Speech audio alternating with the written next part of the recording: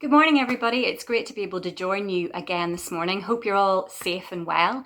Boys and girls, how has your first week back to school been? How have you found it? Have you found it easy? Have you found it difficult? Have you found it challenging? Has it been straightforward? Have there been some hurdles and challenges? I hope and pray that it has been one where you have known God is with you, and whatever you face, that you face knowing He is there beside you. Tell me this, have you had to battle yourself at all this week, though, as you've gone back to school? Have you had to battle yourself to get out of bed in the morning? What about coming home to do your homework? What about concentrating in school? Have there been battles and challenges there where you've had to really fight yourself in order to get things done and to get back into routine? Well, I was thinking about that word battle this week, and actually as I was planning for this talk, I came up with this kind of weird quiz that I would like you guys to take part in this morning, and it's called Ultimate Battles. What's going to happen is on the screen, I'm going to bring up two pictures, and you have to tell me which of these two things, if they went to battle, if they had a fight, would win. So the first one is dog versus cat. Classic battle. Who would win? For me, cats are a different type of crazy, and they can be pretty vicious too. So I think a cat would win in this battle. How about a tiger versus a polar bear?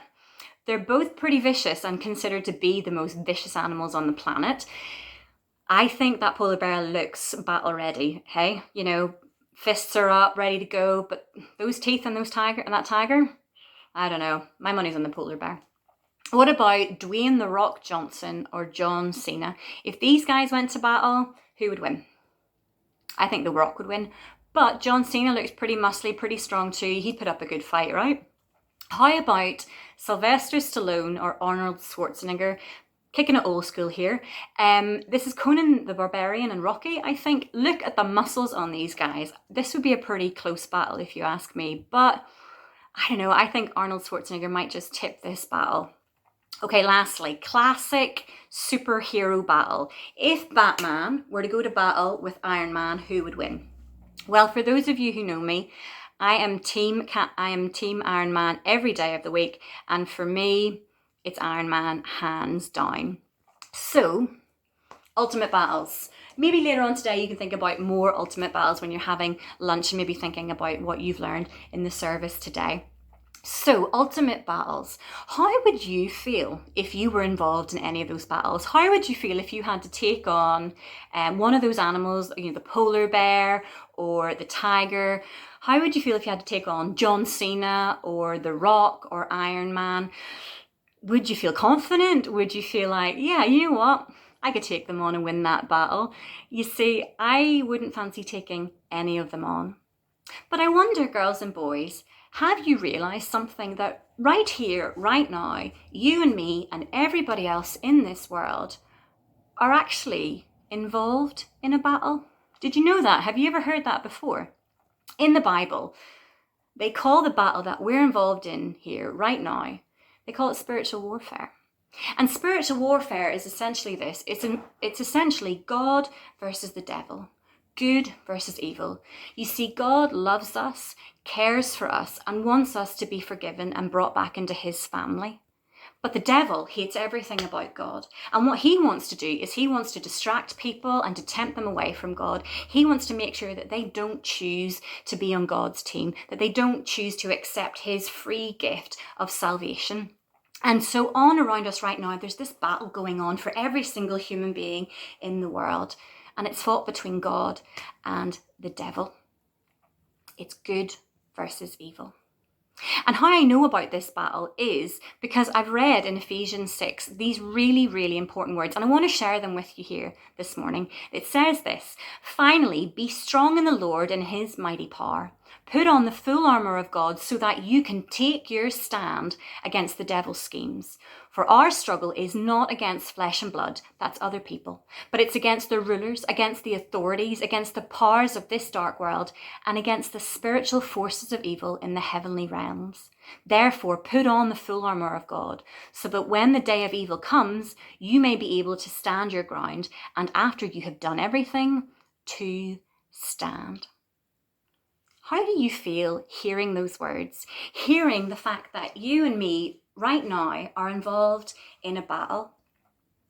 Have a little look at all these little emoticon faces. Do any of them perfectly describe how you feel?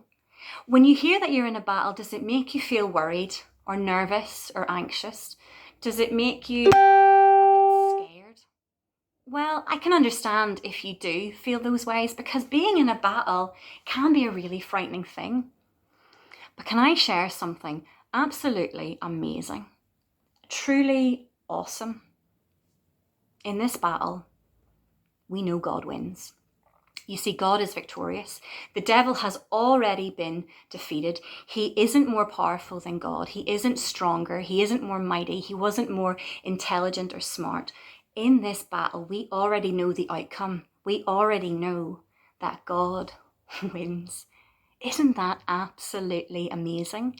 And how do we know that God wins? Well, it tells us in Hebrews 2 verses 14 to 15, because God's children are human beings made of flesh and blood, the Son, that's Jesus, also became flesh and blood.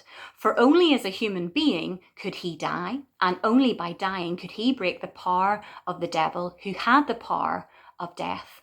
Only in this way could he set free all who have lived their lives as slaves to the fear of dying. Isn't that amazing?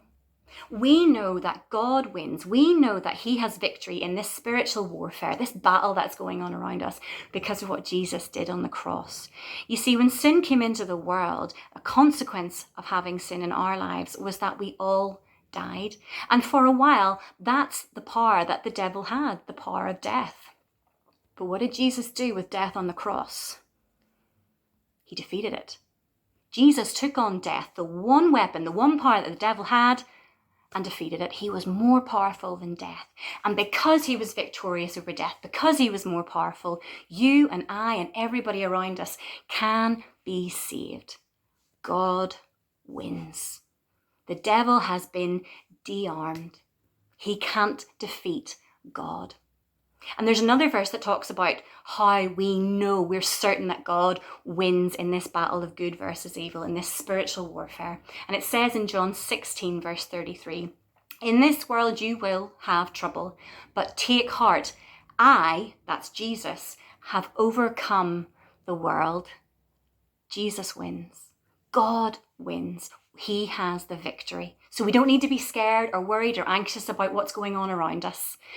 But there's a little thing I want to point out in this verse, and it's the very first line. In this world, we'll have trouble. And it's true. Christians don't always have it easy in this world. Sometimes people can make fun of us. Sometimes they can reject us and they can hurt us because of what we believe and who we're choosing to live our lives for. And God understands this, and he doesn't leave us here to fend for ourselves. He does something absolutely incredible. He gives us something amazing. And it's this that we're going to focus on for the next few weeks. He makes us battle ready by giving us the armour of God.